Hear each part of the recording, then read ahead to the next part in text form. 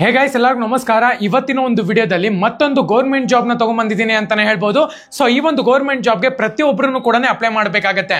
ವಿಡಿಯೋನ ಸ್ಟಾರ್ಟ್ ಮಾಡೋಕ್ಕಿಂತ ಮುಂಚೆ ಚಾನಲ್ ಇನ್ನು ಸಬ್ಸ್ಕ್ರೈಬ್ ಮಾಡ್ಕೊಂಡಿಲ್ಲ ಅಂದ್ರೆ ಸಬ್ಸ್ಕ್ರೈಬ್ ಮಾಡ್ಕೊಂಡು ಪಕ್ಕದಲ್ಲಿರುವಂತ ಒಂದು ಬೆಲ್ ಐಕಾನ್ ಕ್ಲಿಕ್ ಮಾಡೋದು ಮರಿಬೇಡಿ. ಸಬ್ಸ್ಕ್ರೈಬ್ ಮಾಡ್ಕೊಂಡ್ರೆ ಮಾತ್ರ ನಿಮ್ಗೆ ನೋಟಿಫಿಕೇಶನ್ ಬರ್ತದಕ್ಕೋಸ್ಕರ ಸಬ್ಸ್ಕ್ರೈಬ್ ಮಾಡ್ಕೊಳ್ಳಿ. ಸೊ ಬನ್ನಿ ವಿಡಿಯೋನ ಸ್ಟಾರ್ಟ್ ಮಾಡೋಣ ಅಂತ. ಮೊದಲನೇದಾಗಿ ನಿಮ್ಗೆ ಸ್ಕಾಲರ್ಶಿಪ್ ಬೇಕು ಅಂತ ಹೇಳೋದಾದ್ರೆ ಇದೇ ತಿಂಗಳು 8ನೇ ತಾರೀಕು ಬಂದ್ಬಿಟ್ಟು ಕ್ಲೋಸ್ ಆಗ್ತಿದೆ ಸ್ಕಾಲರ್ಶಿಪ್. ಯಾರೆಲ್ಲ ಈ ಒಂದು ಆಪರ್ಚುನಿಟಿನ ಯೂಸ್ ಮಾಡ್ಕೊಂಡಿಲ್ವೋ ಡಿಸ್ಕ್ರಿಪ್ಷನ್ ಒಂದು ಲಿಂಕ್ ಕೊಟ್ಟಿರ್ತೀನಿ, ಕ್ಲಿಕ್ ಮಾಡ್ಕೊಂಡು ಪ್ರತಿಯೊಬ್ಬರನ್ನು ಕೂಡ ಹೋಗಿ ಒಂದು ವೆಬ್ಸೈಟ್ಗೆ ರಿಜಿಸ್ಟರ್ ಆಗಬೇಕಾಗುತ್ತೆ. ಡಿಸ್ಕ್ರಿಪ್ಷನ್ ಲಿಂಕ್ ಕೊಟ್ಟಿರ್ತೀನಿ, ಪ್ರತಿಯೊಬ್ಬರು ಕೂಡ ಹೋಗಿ ರಿಜಿಸ್ಟರ್ ಆಗಿ. ಸೊ ಬನ್ನಿ ವಿಡಿಯೋನ ಸ್ಟಾರ್ಟ್ ಮಾಡೋಣ ಅಂತ. ಈ ಒಂದು ಅಪ್ಲಿಕೇಶನ್ಗೆ ನೀವು ಅಪ್ಲೈ ಮಾಡ್ತೀರಾ ಅಂತ ಹೇಳಿದ್ರೆ ಡಿಸ್ಕ್ರಿಪ್ಷನ್ ನಮ್ಮ ಒಂದು ಟೆಲಿಗ್ರಾಮ್ ಚಾನಲ್ ಒಂದು ಲಿಂಕ್ ಕೊಟ್ಟಿರ್ತೀನಿ, ಪ್ರತಿಯೊಬ್ಬರು ಕೂಡ ಕ್ಲಿಕ್ ಮಾಡ್ಕೊಂಡು ಟೆಲಿಗ್ರಾಮ್ ಚಾನಲ್ಗೆ ಜಾಯ್ನ್ ಆಗಬೇಕಾಗತ್ತೆ. ಸೊ ಅಲ್ಲಿ ನಿಮಗೆ ಅಫಿಷಿಯಲ್ ಲಿಂಕ್ ಕೊಟ್ಟಿರ್ತೀನಿ.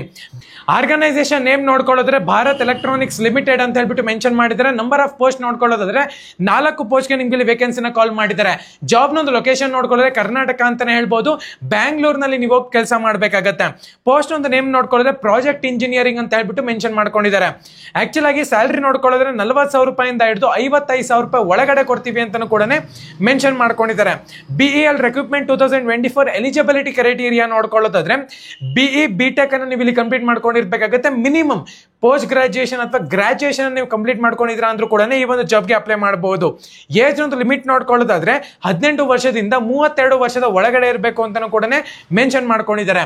ಏಜ್ ಒಂದು ರಿಲ್ಯಾಕ್ಸೇಷನ್ ನೋಡ್ಕೊಳ್ಳೋದ್ರೆ OBC ಕ್ಯಾಂಡಿಡೇಟ್ಸ್ಗೆ 3 ವರ್ಷ ಕೊಟ್ಟಿದ್ದಾರೆ, PWD ಕ್ಯಾಂಡಿಡೇಟ್ಸ್ಗೆ 10 ವರ್ಷ ಕೊಟ್ಟಿದ್ದಾರೆ. ಅದೇ ತರನೇ ಅಪ್ಲಿಕೇಶನ್ ಫೀಸ್ ವಿಚಾರಕ್ಕೆ ಬರೋದಾದ್ರೆ SC ST PWD ಕ್ಯಾಂಡಿಡೇಟ್ಸ್ಗೆ ಯಾವುದೇ ಒಂದು ಚಾರ್ಜಸ್ ಇರೋದಿಲ್ಲ. ಅದೇ ತರನೇ ಅದರ್ ಕ್ಯಾಂಡಿಡೇಟ್ಸ್ ಅಂದ್ರೆ ಎಲ್ಲ ಒಂದು ಕ್ಯಾಂಡಿಡೇಟ್ಸ್ಗೂ ಕೂಡ 472 ರೂಪಾಯಿ ಚಾರ್ಜ್ ನ ಮಾಡ್ತಿದ್ದಾರೆ. ಸೊ ನೀವು ಇಲ್ಲಿ ಆನ್ಲೈನ್ ಅಲ್ಲಿ ಪೇ ಮಾಡಬೇಕಾಗುತ್ತೆ. ಸೆಲೆಕ್ಷನ್ ಪ್ರೋಸೆಸ್ ನೋಡ್ಕೊಳ್ಳೋದ್ರೆ ರಿಟರ್ನ್ ಟೆಸ್ಟ್ ಮತ್ತೆ ಇಂಟರ್ವ್ಯೂ ಇರುತ್ತೆ ಅಂತಾನು ಕೂಡ ಮೆನ್ಷನ್ ಮಾಡ್ಕೊಂಡಿದ್ದಾರೆ.